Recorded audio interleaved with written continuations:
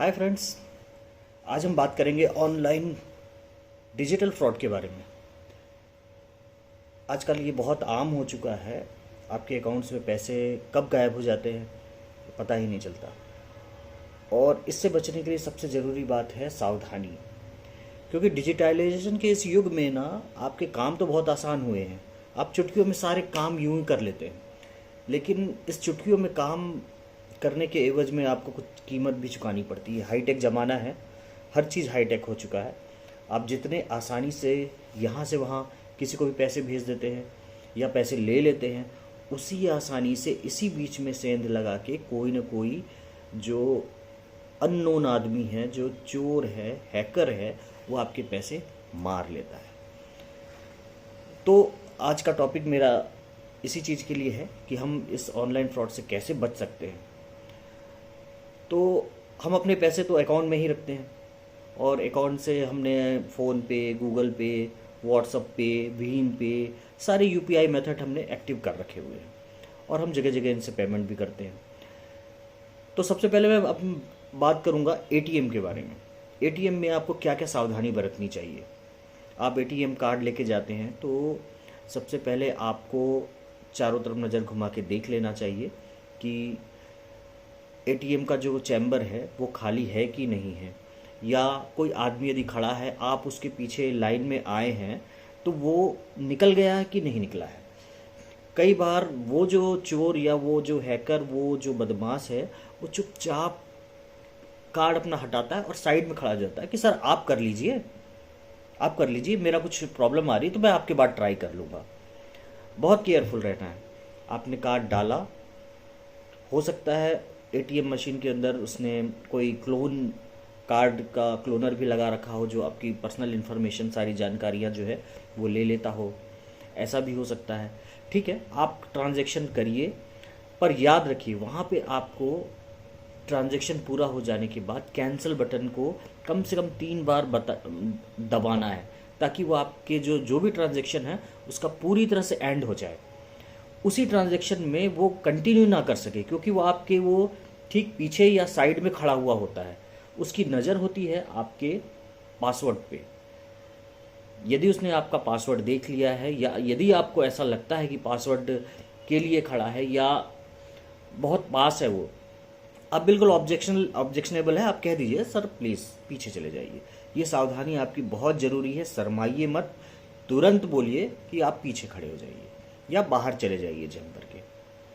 ये तो बात हुई एटीएम की। इसके अलावा हैकर्स और क्या क्या यूज़ करते हैं। इसके अलावा हैकर्स यूज़ करते हैं आपके अकाउंट की जानकारी कहाँ से लेते हैं वो, आपका आधार कार्ड कहाँ से लेते हैं, मोबाइल नंबर कहाँ से लेते हैं, और बाकी दूसरे पर्सनल इन्फॉर्मेशन कहाँ से लेते हैं, इसके बारे में भी मैं आपको बताता हूँ। सोशल मीडिया आजकल हम लोग बहुत यूज़ कर रहे हैं। सबसे ज़्यादा समय हम अपना सोशल मीडिया पे दे रहे हैं। सोशल मीडिया में हम क्या करते हैं, अपना अकाउंट बनाते हैं। फेसबुक में आप बना रहे हैं, इंस्टाग्राम में बना रहे हैं, यूट्यूब में अकाउंट बना रहे हैं, सब जगह हम अकाउंट बना रहे हैं। हम क्या क्या चीज़ें डालते हैं, अपना मोबाइल नंबर डालते हैं, अपना ईमेल आईडी डालते हैं, अपना नाम डालते हैं। उसके अलावा फेसबुक में तो अपने पूरा डेट ऑफ बर्थ से लेके सारी चीज़ों की एंट्री करते हैं। अब जब जो हैकर्स होता है वो आपको क्या करता है, या तो यदि आप मेल हैं तो कोई सुंदर सी लड़की का फ़ोटो के साथ आपको रिक्वेस्ट भेजेगा, फ्रेंड रिक्वेस्ट भेजेगा। फ्रेंड रिक्वेस्ट आप एक्सेप्ट कर लेंगे। यहाँ पे आपको बहुत सावधानी की ज़रूरत है। आपको हड़बड़ी में हर किसी को फ्रेंड नहीं बनाना है। ना ही आप इंस्टा पे बनाइए, ना ही आप फेसबुक पे बनाइए, क्योंकि एक बार फ्रेंड रिक्वेस्ट बनने के बाद वो आपकी बाकी चीज़ों को एसेस कर सकता है। वो आपका डेट ऑफ बर्थ देख सकता है, आपका मोबाइल नंबर देख सकता है, आपकी ईमेल आईडी देख सकता है। इन तीनों चीज़ों को वो एसेस करने के बाद यदि इन चीज़ों को आपने हाइड नहीं किया है, तो पहला काम आपका यही बनता है कि जो फेसबुक में जो ऑप्शंस आते हैं उसमें आप हाइड करके रखिए कि आपका मोबाइल नंबर कौन कौन देख सकेगा, आपके फ्रेंड लिस्ट को कौन कौन देख सकेगा, आपके डेट ऑफ बर्थ को कौन कौन देख सकेगा। इसमें सारे में एक ऑप्शन होता है, ओनली मी सेलेक्ट कर दीजिए। ओनली मी सेलेक्ट कर देंगे तो उसके बाद वो उनको नहीं दिखेगा। दूसरी एक बहुत ज़रूरी चीज़ आपको फेसबुक में करनी चाहिए, अपना प्रोफाइल लॉक करके रखिए। लॉक करने के कोई भी अनवांटेड पर्सन जो है वो आपकी प्रोफाइल को देख नहीं पाएगा। ये ज़रूरी काम फेसबुक से ही चालू होता है।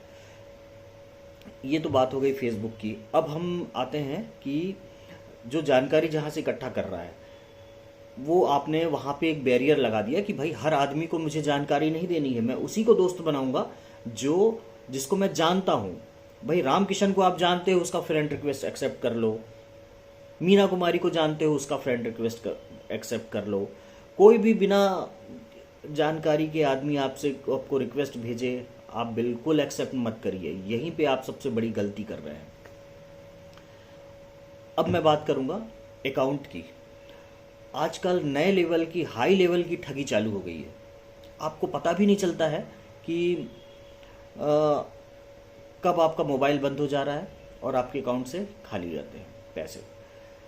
दूसरी ठगी ये इस प्रकार की हो रही है कि आदमी ये कहता है कि हेलो, हम आपके बैंक से बोल रहे हैं। बेस्ट बैंक कोई भी हो सकता है। मैं स्टेट बैंक ऑफ इंडिया से बोल रहा हूँ, मैं एक्सिस बैंक से बोल रहा हूँ, मैं HDFC बैंक से, मैं कस्टमर केयर से बात कर रहा हूँ। आपको KYC अपडेट करने के लिए कहेगा, या आपको कहेगा कि आपके अकाउंट आपका कुछ दिनों के बाद बंद हो जाएगा, इसके लिए आपको अपनी इन्फॉर्मेशन पुनः रिपीट करानी है। तो आप क्या कहेंगे? हाँ ठीक है, हम करा लेंगे। फिर वो कहेगा कि आपके लिए बस 2 मिनट के लिए प्रक्रिया है, आप अपने आधार का नंबर भेज दीजिए, या अपना आधार भेज दीजिए, या अपना पैन नंबर भेज दीजिए और मोबाइल नंबर भेज दीजिए, और जो OTP आएगा, और जो OTP आएगा हमें बता दीजिए, हम यहीं से बैठे बैठे अपडेट कर देंगे। आपको कभी भी OTP, किसी भी प्रकार का OTP नहीं बताना है। कभी भी इस तरह के कॉल्स जो हैं यदि बैंक द्वारा किए भी जा रहे हैं तो आप ये कहिए ठीक है, हम बैंक आएंगे, बैंक जाके अपडेट करा देंगे। थोड़ा सा टाइम निकालिए, पैसा है आपका, आपको ही बचाना है। लोग तो लूटने के लिए बैठे हैं, कोई कहीं लूट लेगा, कोई कहीं लूट लेगा, लेकिन पैसे तो आपको ही बचाने हैं ना। तो थोड़ा सा समय तो आपको लगाना पड़ेगा। आप जाइए, बैंक जाइए, वहाँ अपडेट करा लीजिए। OTP बिल्कुल कभी भी, किसी भी हालत में OTP आपको नहीं देना है। ये बात तो हो गई OTP की। अब दूसरी बात ये आती है कि नए लेवल की ठगी में आजकल मोबाइल, अब आपको पता ही नहीं चलेगा। मान लीजिए आपने किसी फलाने नंबर पे आपका मोबाइल बैंकिंग एक्टिवेट करा रखी है। हैकर क्या करेगा? आपका आधार प्राप्त कर लेगा। आधार कार्ड उसके पास यदि है, आपका मोबाइल नंबर है, तो वो क्या करेगा, उसी कंपनी से, मान लीजिए आपके पास रिलायंस का है, जियो का है, एयरटेल का है, किसी भी प्रकार का सिम है, वो वहाँ से जाके दूसरा नंबर, सेम नंबर आपके आधार के थ्रू इशू करा लेगा, ये बोलते हुए कि मेरा ये मोबाइल चोरी हो गया है, गुम गया है। नंबर जैसे ही गुम हुआ, चूंकि जानकारी वो पहले से ही इकट्ठा करके रखा हुआ है आपके अकाउंट की, आपकी दूसरी चीज़ों की, तो वो अब जो OTP आएगा, अब वो उस मोबाइल पे, उस नंबर पे आएगा। आपका नंबर तो इनएक्टिव हो जाएगा, उसी समय बंद हो जाएगा। जब वो नया सिम इशू करा के जैसे ही वो दूसरे मोबाइल में डालेगा, वो आपका बंद हो जाएगा। यहाँ आप बच नहीं पाओगे। तो इसके लिए क्या आपको सावधानी करनी, मैं बताता हूँ आपको। इसके लिए आपको क्या करना चाहिए। पहली बात तो ये है, आप आज हर आदमी 2 नंबर यूज कर रहा है, ठीक है ना। हर किसी के पास एक जियो होता है और दूसरा या तो BSNL होगा, या तो एयरटेल होगा, या तो फिर कोई भी वोडाफोन भी हो सकता है, या कोई भी हो सकता है।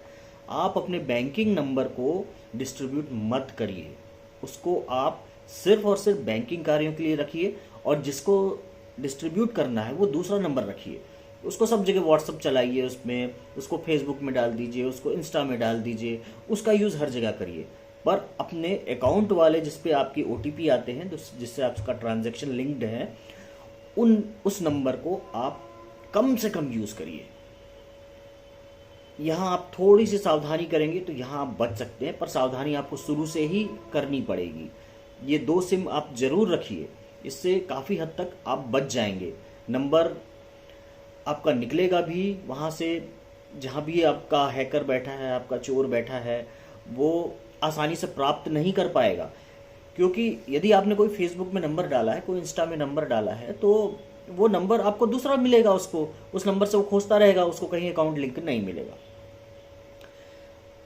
यदि आप बाई चांस उसने नंबर ले लिया, दूसरा सिम इशू करा लीजिए। आप ध्यान रखिए आपका मोबाइल में क्या मैसेज आ रहा है। यदि मैसेज आता है कि योर सिम इज इनएक्टिव, या तो ये मैसेज आएगा, या आपके उस सिम का नेटवर्क आपको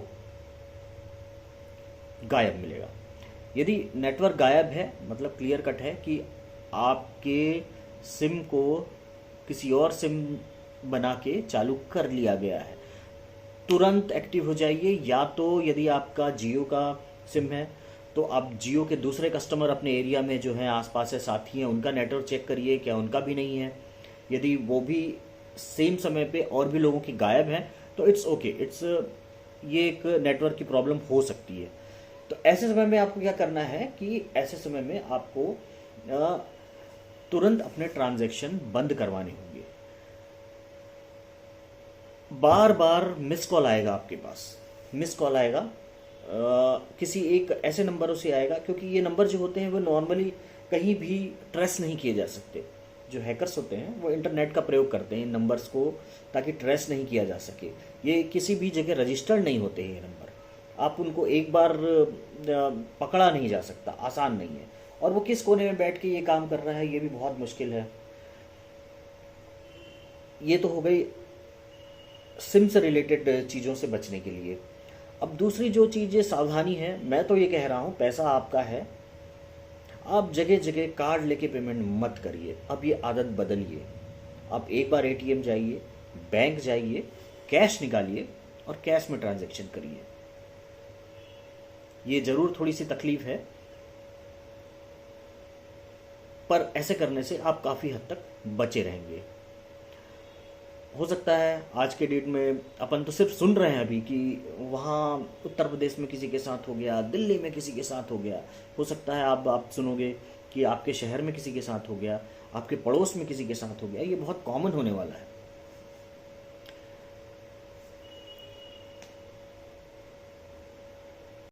तो दोस्तों सावधान रहिए, मस्त रहिए, स्वस्थ रहिए, खुश रहिए। और यदि हो भी जाए फ्रॉड आपके साथ तो 15526 पर ऑनलाइन कंप्लेंट दर्ज करा दें। हो सकता है आपका पैसा वापस आ जाए, या मैं जो बता रहा हूँ वो सावधानी ज़रूर रखिए, ये आपको बहुत काम आएगा। धन्यवाद।